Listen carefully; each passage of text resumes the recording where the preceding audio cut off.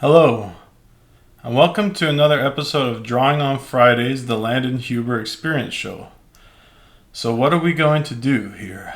Today, we're going to be taking this Crouching Werewolf and more or less kind of improving on what you see here. This drawing was started in an earlier episode, I believe it was episode 5. I'll leave a link in the description below. And if you follow that link, you'll find the genesis of this piece. There was another episode where I take this from just a white piece of paper to what you see here. And now we're going to be in the next half hour continuing that to a more finished drawing.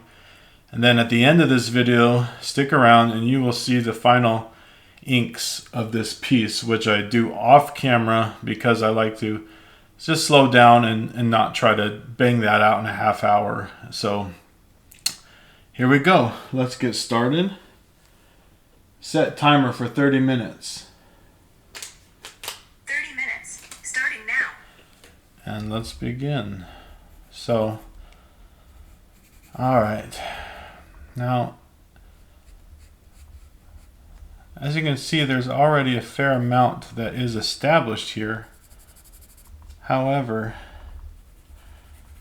we want to get it a little bit more established so that when I go to ink this, I'm not scratching my head too much asking a bunch of questions. Okay. I just want to kind of reform a little bit of his teeth here using my trusty old mechanical eraser. Yeah, it was funny with this one.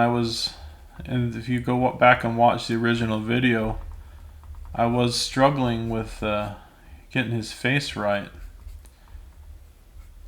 And that'll happen sometimes, you know.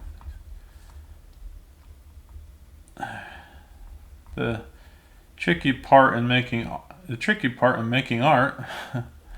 I'm a poet and I didn't even know it. The tricky part in making art is getting it to be like what your vision is, you know. How do you connect those dots? Well, that's the tricky part.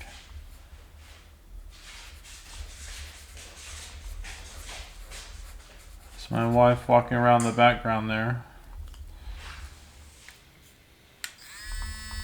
If she comes in here, might have to pause the video for a minute and restart again.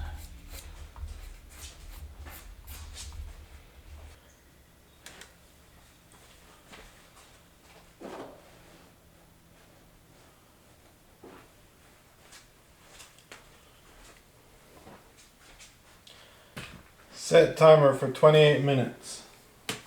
28 minutes, counting down. Alright.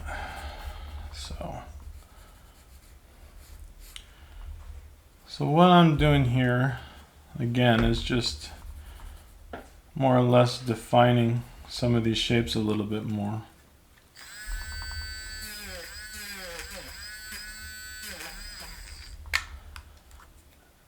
I kind of want a little bit more like he's blowing, like strands that are blowing in the wind here. Almost like a cool, like, you know what I mean? Just kind of like the wind's coming through. You see this stuff here is wind, so it's like make it spooky. Right here, make it a little bit darker.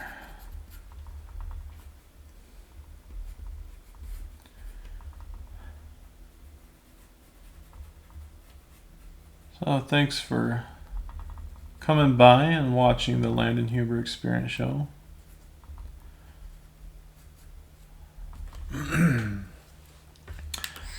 This being episode 18,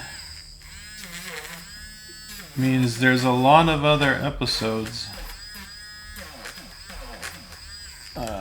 which you should definitely go back and check out if you like what I'm doing here.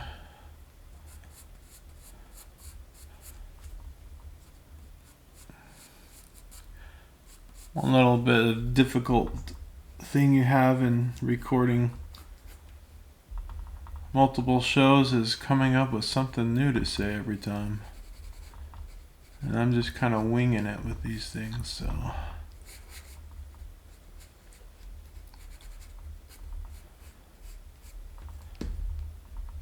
You see little broken pieces of. Because when a werewolf mutates,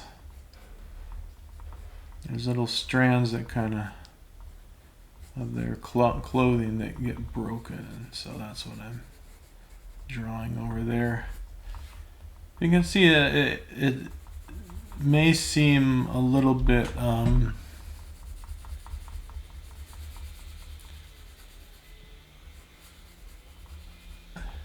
you hear that weed eater, or the blower rather. Did you guys know weed eater is actually not the name of what people commonly refer to a weed eater as? It's actually called a trimmer. But when I was growing up, anytime they referred to that tool, they called it a weed eater. But that's actually a brand name. Kleenex is another one that's like that. Kleenex is not what it is. It's actually a tissue. Kleenex is a brand name. But it just goes to show that, especially in the United States, that certain brands become,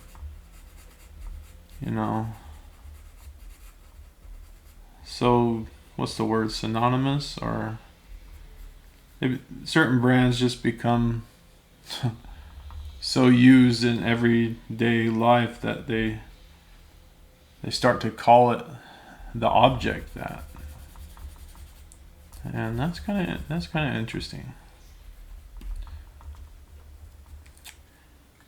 Okay, so as I work on this, I'm looking at it a little bit more closely. I'm trying to see what are the shapes I like, what don't I like. I'm going and making little changes to it. Just trying to make little improvements as I go.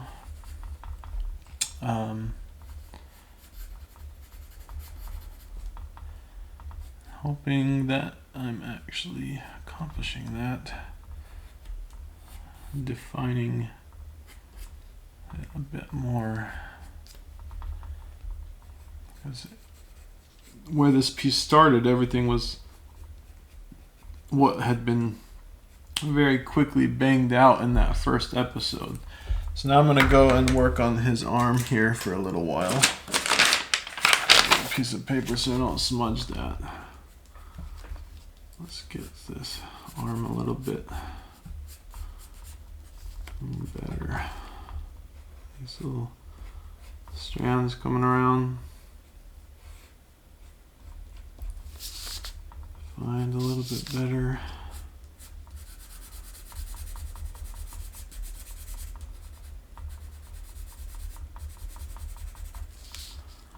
It's gonna be pretty much almost black in there when I ink it.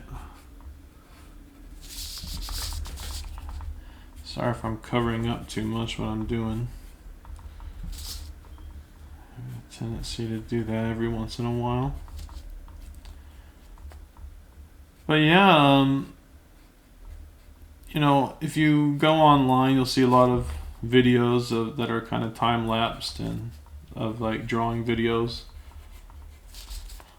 None of which are actually real time. This is real time.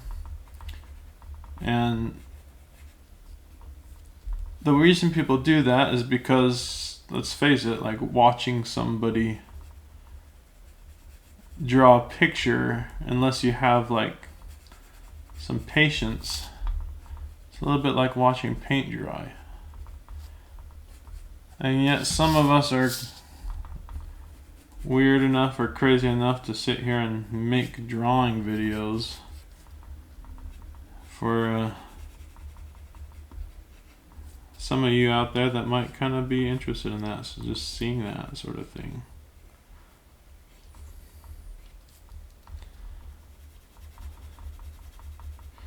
See, that finger is kind of weird back there, but I kind of like it because it kind of looks weird. If you look at my art, I purposely do things like that to kind of purposely make it look weirder, you know? It's just the way my brain works, I guess.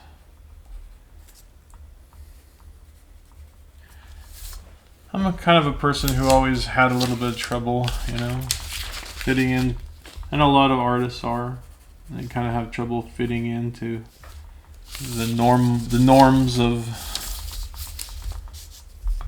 what's kind of taught to you when you're growing up. This is how you behave. And it's not just by your parents, it's also by your peers, what's accepted, what's not accepted. School kind of becomes like this training ground. Behaviors that are accepted or not. And we're all kind of programmed into it. Some of it's good, and maybe some of it isn't, you know.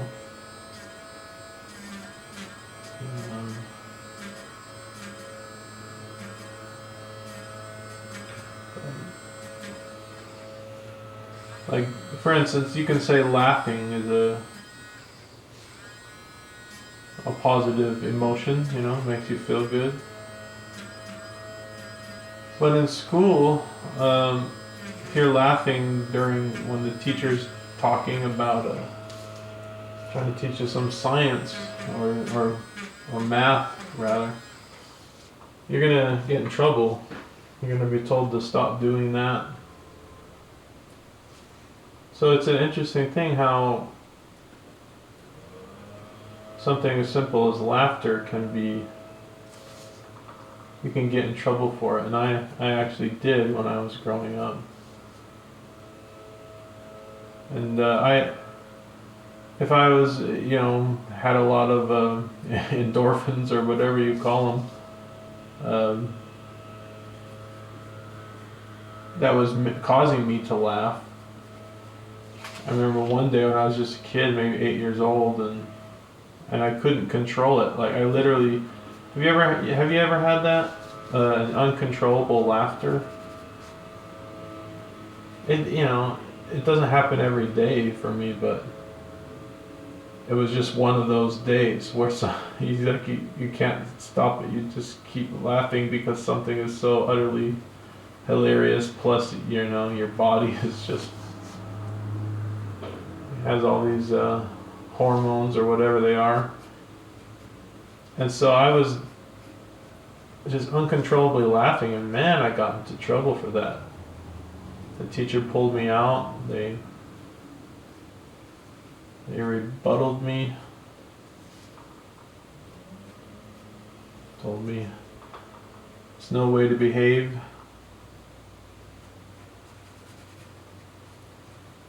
And then later in life, you know, I've also been told by people to lighten up. Don't be so serious. It's like so it's an interesting thing in life how in certain circumstances or at certain ages that certain things are acceptable or encouraged, and then at other times they're discouraged, you know. So which one's real? What's truly the right way?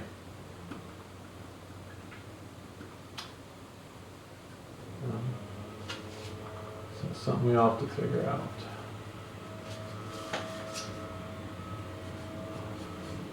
That blower again.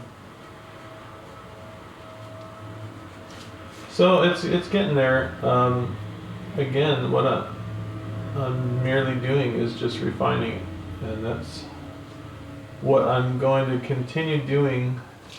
Let's work on this hand a little bit now until the end of this episode. So what these pictures are Halloween-based drawings that, when they're all finished and colored, I have for sale on my Etsy store, which you guys should check out. I do a little bit of promo in each one of my videos, so for those of you that have already heard these promos, my apologies, you're about to hear it again. So LandonHubertArt.etsy.com is a cool store, and there's awesome original art that I've created that I'm selling as t-shirts and art prints, which is basically like posters, and the posters come in multiple sizes, and so do the shirts, and the shirts come in multiple colors and sizes, and you can get it all there at LandonHubertArt.etsy.com. This particular piece that I'm working on will be going up there in the future, so I can't guarantee you this piece will be up there by the time you see this video, but it may. But even if this particular piece isn't, you should still go check out the shop, because there's a lot of other cool stuff over there too.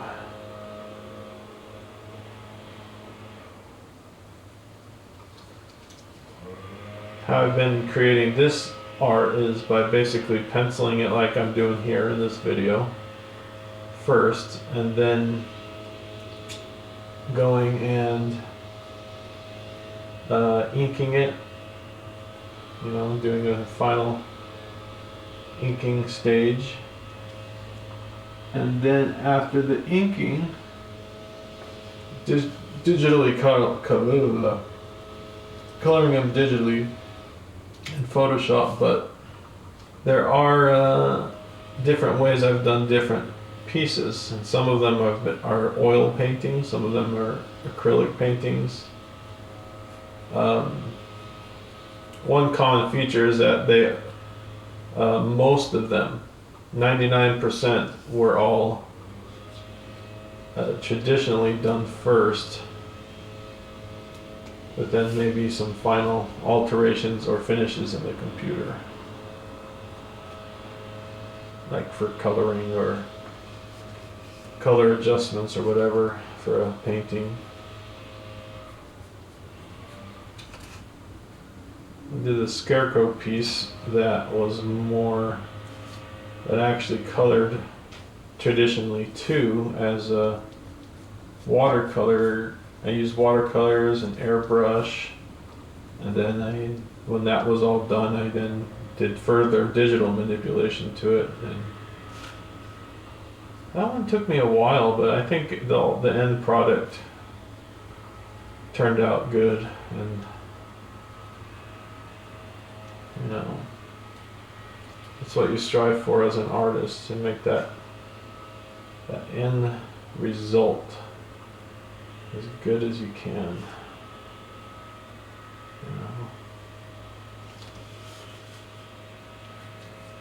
Define a few things over here a little bit more.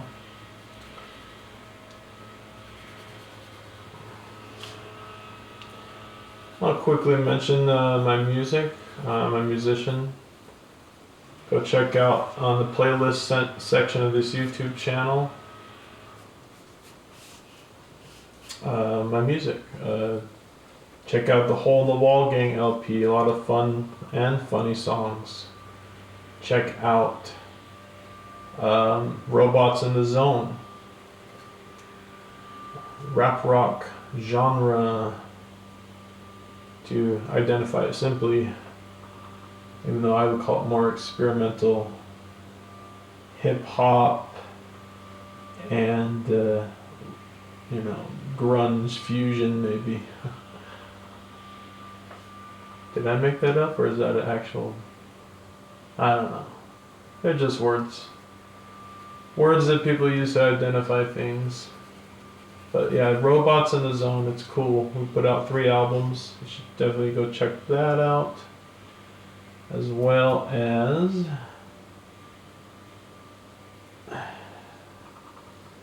my first album, which was a solo album called Creature of Emotion. And got some really cool songs on there too. Right now I'm not currently recording music, although I do want to get back into that. And I got some really good song ideas floating around my head, but unfortunately at the moment in time I actually do not have a decent setup for recording music, and I want to get a little bit better setup when I go back to it. It's not cheap, guys.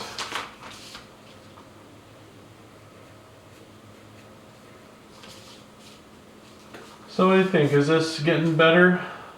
Let me know in the comments below what you think. I know there's a lot of people on YouTube and maybe you just stumbled across this video, but it is as I've mentioned before, it is an effort to create these videos, and if you like them, just click that like button. Thank you.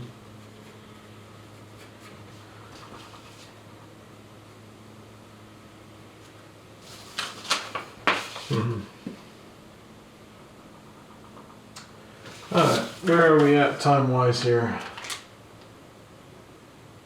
We got about 9 minutes left of the show, guys. I'm gonna evaluate for a minute. These lines right here that are what I would just call motion lines are gonna remain pretty thin.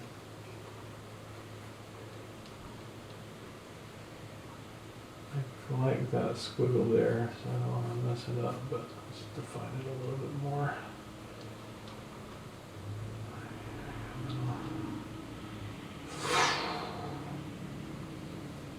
These lines kind of indicate some dripping or shredded clothing. And now some of these smoke lines a little bit more defined.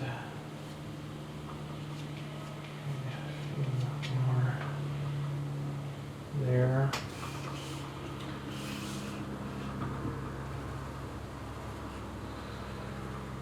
Part of the, sometimes when you turn it upside down, you can kind of see things that you couldn't see before. And I did hear that, watching a documentary, that Frazetta, who's an amazing artist, if you guys don't know him, you should know him. Most of you probably do. He used to look at his drawings in a mirror for the same sort of reason that I'm flipping this upside down right now, or his paintings rather too. It just gives your brain another perspective. So what you're looking at is more,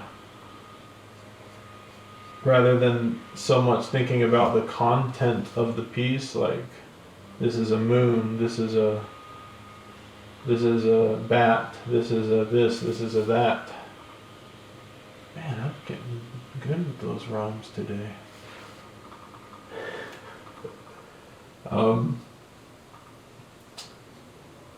You're just seeing more like abstract shapes, and so your brain goes there. It starts thinking of the piece in way, which is really what art's about. I mean, I know maybe some people enjoy doing the super realistic stuff where it's basically copying a photograph or the what would be called like realism, which getting a little bit high there. Realism style of art, which is like hyper-realism, where it literally just looks like a photograph. But to me that, this is just my own opinion. I don't want to knock anybody that's doing that, but to me it doesn't really work as an interesting piece of art. Because when I look at art, I like to see the abstractions. I like to see the weird things that happen because it's not real, because I can do anything I want on this piece of paper. Why do I have to follow every rule of reality? You know what I mean? Now, having said that, it helps to have some understanding of those things so that you can apply it into what you're doing. But you should be able to veer away when it's necessary. Do you know what I mean? You should be able to do that so that you're not sort of slavishly stuck to every rule that would apply in a photograph. And if you look at Frazetta's work, go back to him, his art doesn't look like photographs, but he, regardless, there has been, of what he said, there has been evidence that he did use photographs. Which is fine, because he used them as merely a way to, whatever it was, understand how the torso turns a little bit better, or understanding the anatomy of a particular pose more accurately. But he would just implement that into his concept. It wasn't none of his photographs were the concept in and of themselves. If he took a photograph and used it, and I'm sure he did sometimes and didn't a lot of the times, but on the occasions where he did, he was just, as I say, implementing into his concept. And that's really what it's all about. It's like having a concept and achieving the concept, I've tried doing art where I don't have a concept, and it basically just goes nowhere. You can have a loose concept, but starting with zero concept, it just doesn't work out very well,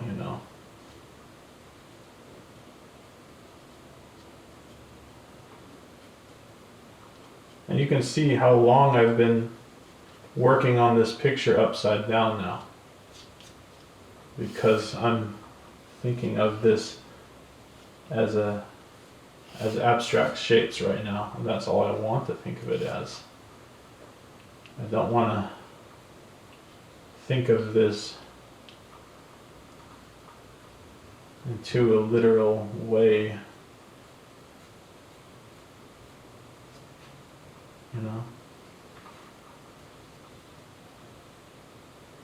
I just kind of want my subconscious to have some fun right now.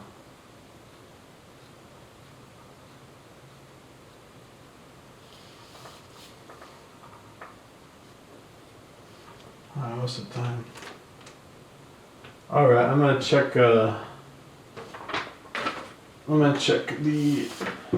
video.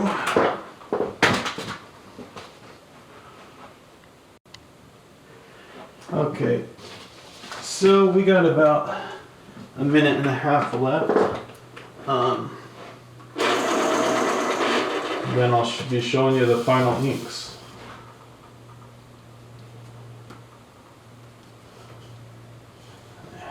Like that.